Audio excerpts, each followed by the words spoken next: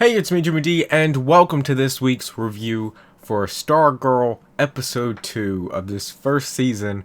And this episode was better than last week, and I have to say, I'm really enjoying this show. As we touched upon last week, not knowing the characters for this show has actually helped it because everything is new.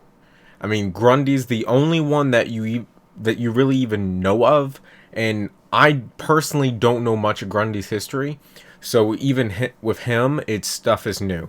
Um, Joe, what do you think? I think it was a better episode than last week. It definitely was a better episode. One thing me and you do uh, mention while we were watching this week's episode was the inconsistencies with time. Yeah, There's moments in different situations that take place that you think, okay, time is passing, but it's not. Like, for instance, Pat, he works with the robot and tries to figure it out, and it's this whole sequence and montage, and it seems like that was a whole day sequence, but and it's just apparently, boring. yeah, it happened that morning before he even fixed his family breakfast, Courtney and all.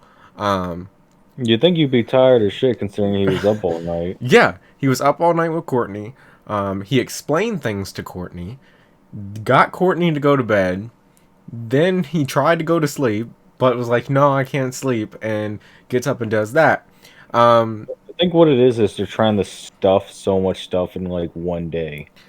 yeah, I mean, the fact that only like 2-3 days have taken place over the course of these two first episodes, and a lot has happened.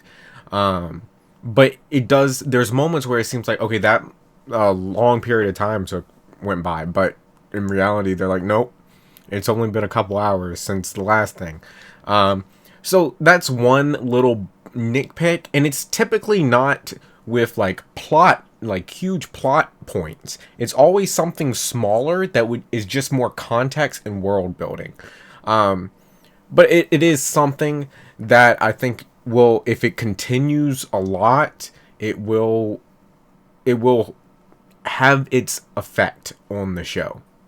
Yeah, Again, Pat and Courtney, I mean, they are the show. That it is phenomenal the way the chemistry and all between the two actors. I mean, Luke Wilson is a phenomenal person to be having this role, and I love how real he is. honestly, I think I'm starting to feel like Pat is the better character of the two. I mean, Pat in just 2 episodes, I feel like Pat is the more well-rounded character. I mean, you have him being real. Like when he tells Courtney, Brainwave will kill your mom, and he will make it painful, and then he will kill you. And I mean, he's just blunt. I mean, everything about him, it just stands out and how real he is. Because I mean, other superhero shows will be like, oh, you got telling the hero you got to be brave, you got to do this, you got to do this. Pat is like, no, like, stay the No, fuck away. that's stupid. What are you doing? Yeah, and I love that about this. It makes it so much more interesting, and it raises the stakes with Brainwave. The actor they have as Brainwave, him just walking around the gym during this open house at this school event was intimidating. He has this intimidating just presence that when he's on camera, you're like, fuck. um, what would you say, Joe, about the overall episode or things that stood out to you? I think it was good. I think there were a few more like inconsistencies. Like I feel like with the whole staff, like she had the region. I'm really confused, like why the staff didn't just like come to her more. Yeah, because I mean the staff, it bounces around with her, it drags her places.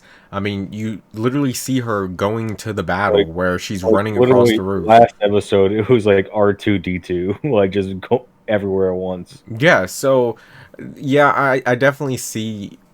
that inconsistency. And I think, I mean, that's one thing because we don't know the character, we don't know the staff. Maybe it'll be explained more. It Who maybe knows? it'll be explained more in a later episode. Another little side note, just as a show in general, the cinematography is phenomenal. The actual like visual effects is really good. I mean, the robot is phenomenal, and I know there's some practical effects in that as well. And the music. The music is excellent. One thing that I really loved about the first season of Supergirl was the music.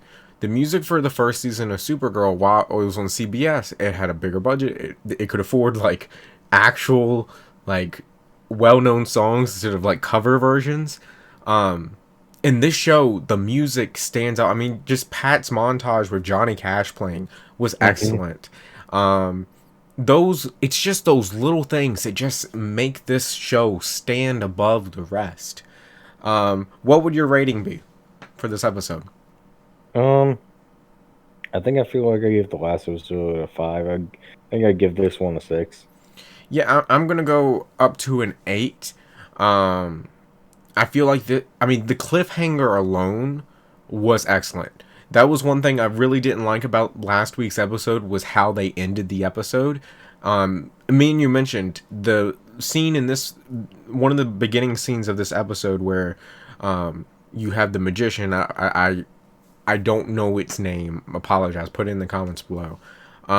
When Brainwave and him and he sneaks downstairs and Brainwave standing there and Brainwave tells him the whole ordeal. That would have been a perfect slice part. Just Hmm. make that could have been the ending of last week's episode and been excellent. This week has a phenomenal ending, cliffhanger, everything, and it just builds suspense for next week with Icicle there, with underneath basically the town because the Injustice Society, their whole base is underground. You got Solomon Grundy locked up in a cage, and he freezes the TV, and that's how it ends. That was phenomenal, and I really did enjoy that. Literally, the Justice Society got like in the town. Like everyone there is like a top figure. Yeah, I mean, you got a senator. I mean, one of the most well-known doctors, and I love how the villains are just living their life. Yes, they got a plan, and we'll figure out that plan later on. But it's just funny. For once, the villain is just living a life, and the hero randomly shows up. Um, and I really do enjoy that. It's just this funny little twist on the way shows typically are. But let me know in the comments below what you thought of this week's episode.